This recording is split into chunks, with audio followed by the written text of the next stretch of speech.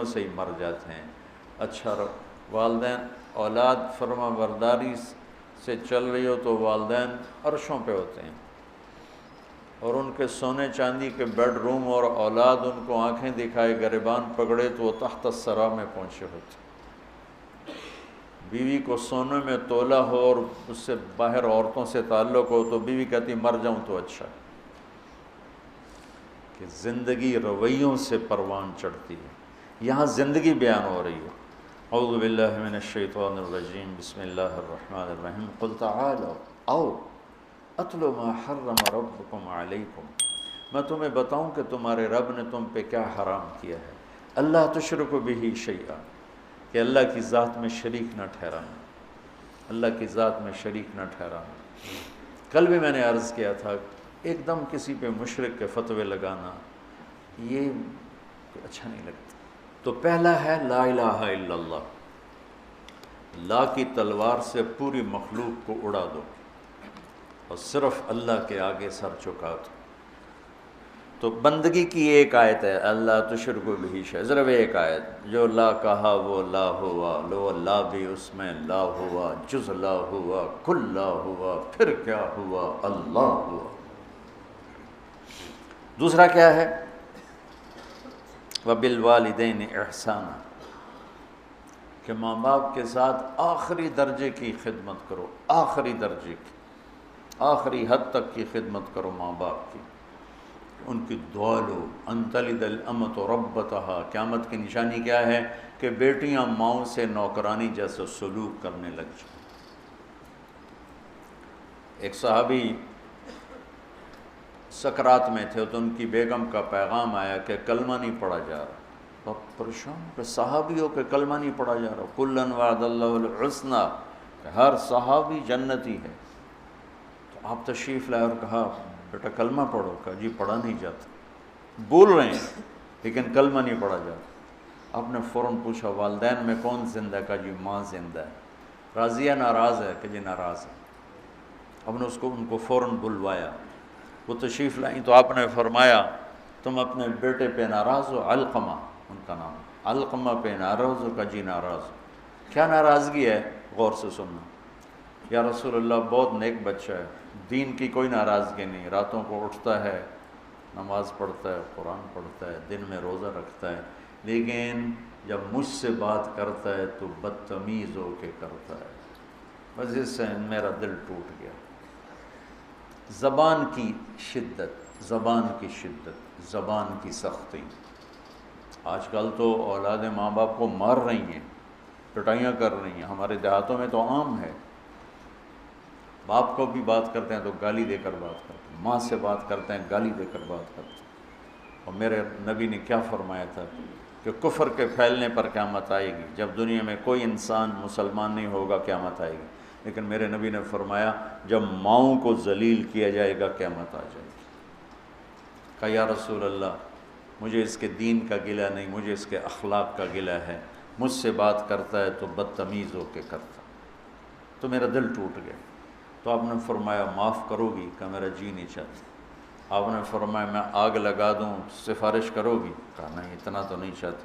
کہ تو نے معاف نہ کیا تو سیدھا اللہ کی آگ میں جائے گا۔ کہا اچھا یا رسول اللہ میں معاف کرتا ہوں۔ آپ نے کہا کہو لا الہ الا اللہ، تو نے لا الہ الا اللہ کہا اور جان نکل گئی۔ پھر آپ نے ان کے جنازہ میں شرکت فرمائی اور ان کے تدفین میں شرکت فرمائی، اور دفن کے بعد فرمایا سنو جس نے ماں باپ کو دکھ دیا اس پہ اللہ کی لعنت، اس پہ فرشتوں کی لعنت، اس پہ زمین آسمان کی لعنت، نہ ان کی نماز قبول ہے، نہ روزہ قبول ہے، نہ صدقہ قبول ہے۔ تو بالوالدین احسانا، کہ والدین کے احسان کیا ہوتا ہے؟ کسی عمل کو اعلیٰ سے اعلیٰ درجے پر کرنا، اس کا نام عربی میں احسان ہے، ہماری اردو میں احسان اور معنی میں آتا ہے۔ وَلَا تَقْتُلُوا أَوْلَادَكُم مِّنْ إِمْلَاقٍ نَحْنُ نَرْزُقُكُمْ وَإِيَّاهُمْ، اپنی اولاد کو بھوک کی وجہ سے قتل مت کرو، ہم تمہیں بھی دیں گے اور ان کو بھی دیں گے۔ سورہ بنی اسرائیل میں یہی آیت ہے لا تقتلوا اولادکم خشیۃ املاق نحن نرزقهم وإیاکم، یہاں ہے لا تقتلوا اولادکم من املاق نحن نرزقکم وإیاہم، یہ قرآن کی خوبصورتی ہے، یہ قرآن کا حسن ہے، یہ قرآن کا جمال ہے۔ سبحان اللہ۔ سورہ یاسین میں جاء من اقصى المدینۃ رجل یسعی، اور سورہ قصص میں جاء رجل من اقصى المدینۃ یسعی۔ ایک ہی جملہ ہے، ایک جگہ رجل کو پہلے، ایک جگہ رجل کو بعد میں۔ سبحان اللہ۔ اذ ارسلنا الیہم اثنین فکذبوہما فعززناہم بثالث، وہ تین جو انبیاء آئے تھے ان کو لوگوں نے جھٹلایا، تو ایک آدمی ان کی مدد، حبیب نجار، ان کی مدد کے لیے دوڑتا ہوا آیا۔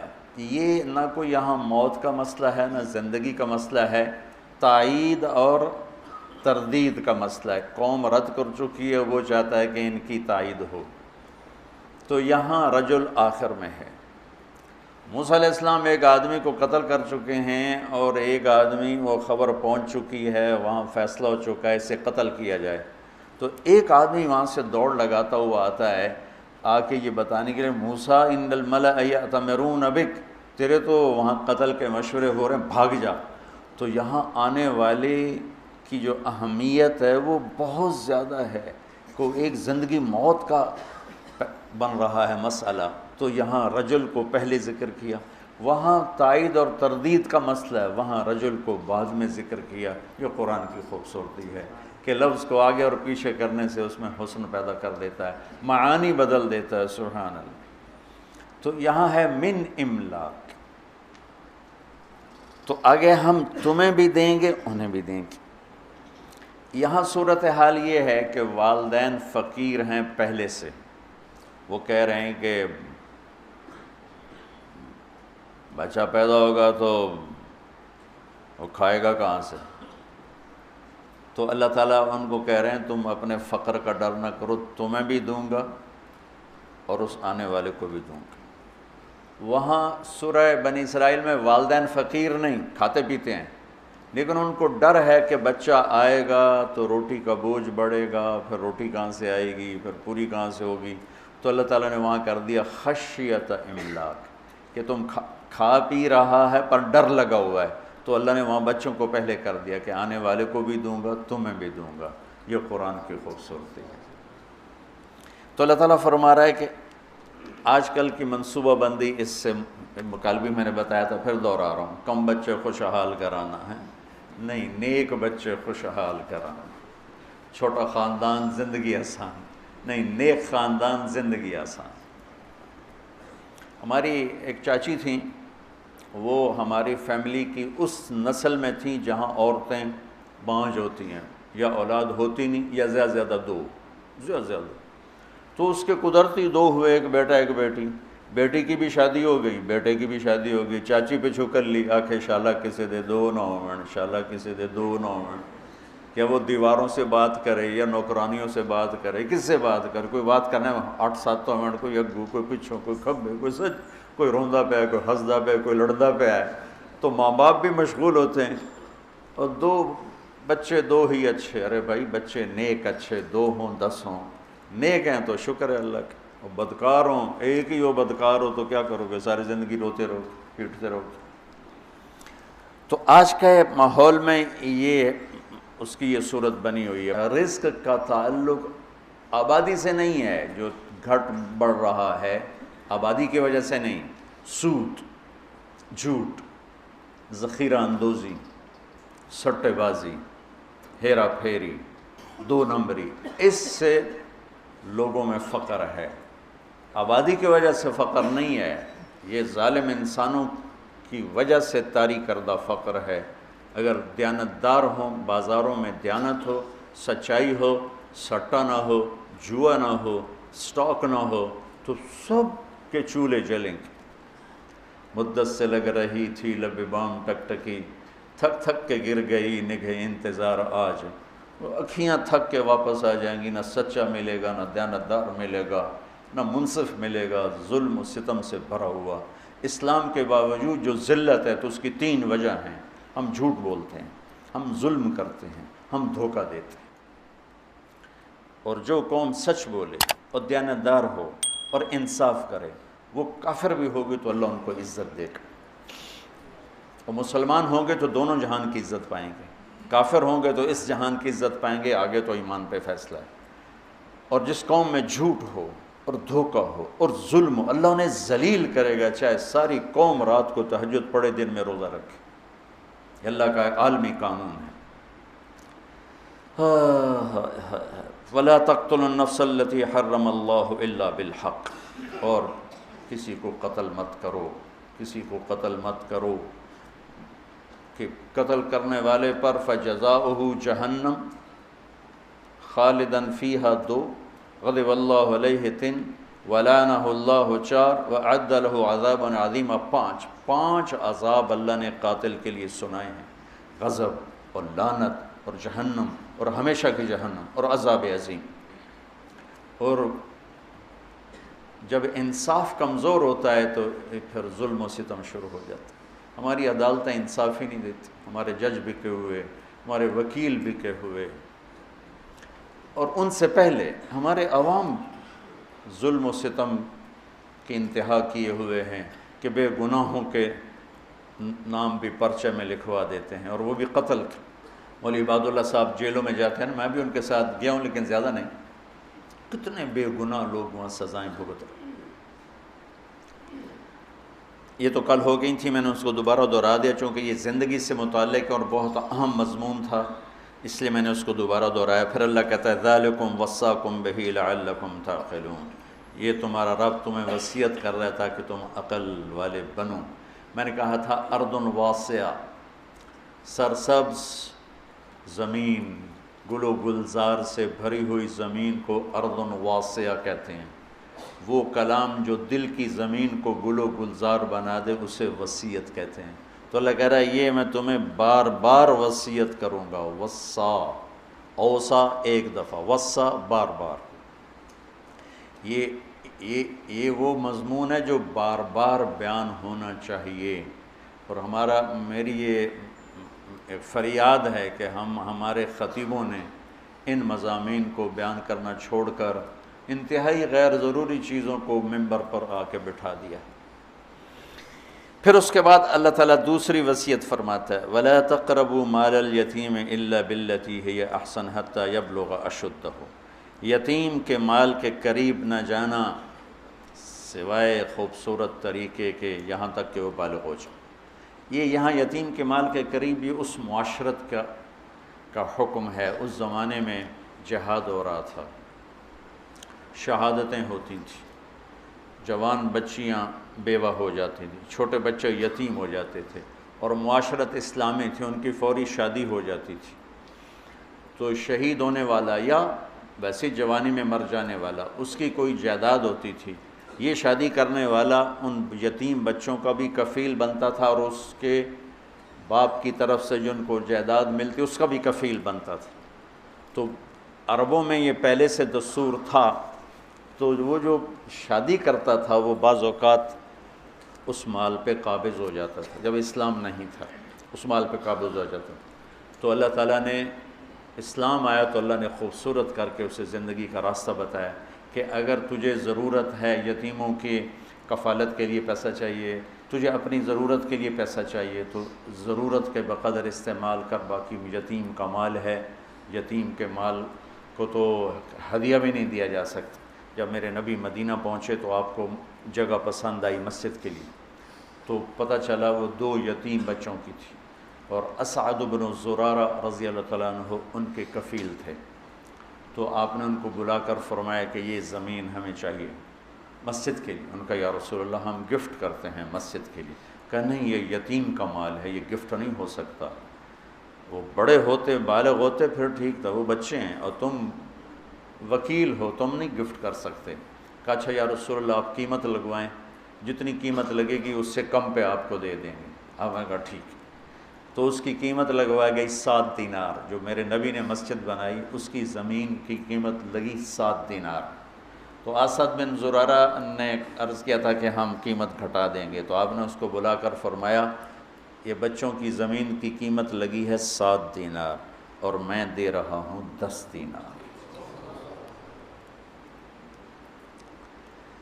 اوہ ہو، آج کل ایک اور بڑی بے حسی، مجھے اس پر یہ یاد آ گیا، کوئی بھائی پھنس جائے نا، نقصان ہو جاتا ہے، فراڈ ہو جاتا ہے، پھر وہ اپنا گھر بیچنے پہ آتا ہے یا پلاٹ بیچنے پہ آتا ہے یا دکان بیچنے پہ آتا ہے، تو روپے کی چیز 4 آنے کی قیمت لگاتا ہے۔ اور مجھے ایک پراپرٹی ڈیلر کہنے لگا کہ جی مجھے فلاں بڑے تاجر کا فون آیا کہ کوئی مرغہ پھنسا نہیں۔ میں نے کہا کیا مطلب مرغہ پھنسا نہیں؟ کہا کہ کوئی ایسا آدمی جو مجبور ہو گیا ہو جائیداد بیچنے پر اور اس کو نقصان ہو چکا ہو، تو کوئی ایسا تو بتاؤ تاکہ ہم تھوڑے پیسوں پہ خرید لیں۔ تو قریب سے صبح کے سیر کر رہے تھے، ایک گھر کے قریب سے گزر گیا، جیسے یہ گھر والا ہے، اس کا گھر 24 کروڑ کا ہے، 6 کنال ہے، اور اس کی قیمت لگ رہی ہے میکسیمم 18 کروڑ، چونکہ یہ پھنسا ہوا ہے، یہ گھر بیچ کے قرضے دینا چاہتا ہے، اور سب کو پتہ ہے یہ بیچے بغیر رہ نہیں سکتا، تو 24 کروڑ کی چیز 18 کروڑ اس کا لگا رہے ہیں، اور اس کو مرغہ کہہ رہے ہیں، کوئی مرغہ پھنسا تو نہیں۔ میں نے کہا اگر میں ہوتا تو میں 24 کروڑ کے 30 کروڑ دیتا، کہ 24 کروڑ سے اپنے قرضے اتارے اور اوپر والے 6 کروڑ سے اپنا کاروبار کرے۔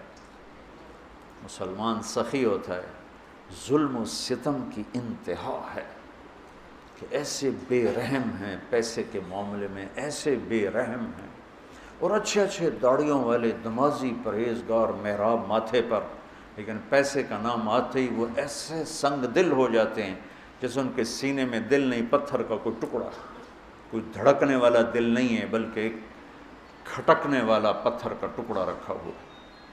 تو میرا اللہ مال کے خرچ کو یہاں ہمیں سکھا رہا ہے کہ مال کا خرچ احتیاط سے کرو، دیانتداری سے کرو، وَأَوْفُوا الْكَيْلَ وَالْمِيزَانَ بِالْقِسْطِ، اور ناپ تول میں کمی نہ کرو۔ قوم شعیب تباہ و برباد ہو گئی ناپ تول میں کمی کی وجہ سے۔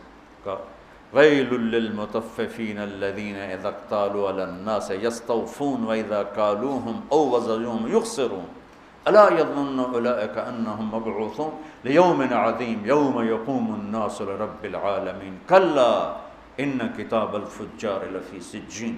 کتنی ڈانٹ آئی ہے یہ ناپ تول میں کمی کرنے والے، یہ جتنے کپڑے والے ہیں انہوں نے گز کو میٹر بنایا ہوا ہے، ہر پیمائش میں 3 انچ مار لیتے ہیں، ہر پیمائش میں 3 انچ۔ علامہ قرطبی کا ایک واقعہ تذکرہ میں کہ قرطبہ کے بازار میں صبح صبح ایک دکاندار اپنے ترازو کو توڑ رہا تھا، تو دائیں والے نے پوچھا بھائی کیوں توڑ رہے ہو؟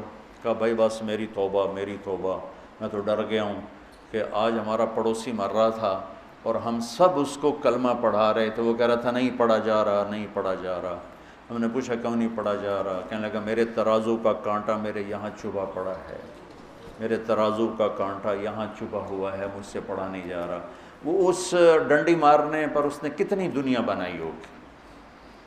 ایک کپڑے کا تاجر 3 انچ مار لیتا ہے اگلے کے، کتنے انچ مار لے گا، اور جاتے ہوئے کلمے سے محروم ہو گیا تو کی لے کے مٹی تے سو لیتے گئے۔ میرا سارا بازار بددیانتی بددیانتی بددیانتی، اور اس میں کوئی تمیز نہیں، داڑھی والا بغیر داڑھی والا، نمازی بے نمازی، کوئی تمیز۔ پرانی بات ہے، ایک دکاندار کہنے لگا جی میں قرآن پڑھ رہا تھا، ایک گاہک آ گیا جی تسی قرآن پڑھ رہے ہو؟ میں کہا تہاڈے کول ہی سودا لے لواں۔ میں جی 16 روپے میٹر دا کپڑا 48 روپے میٹر انہوں بیچیا۔ میں کہا چنگی تھوک لائیے، اس نے تیرے قرآن پہ اعتماد کیا، تو نے یہ ظلم کیا۔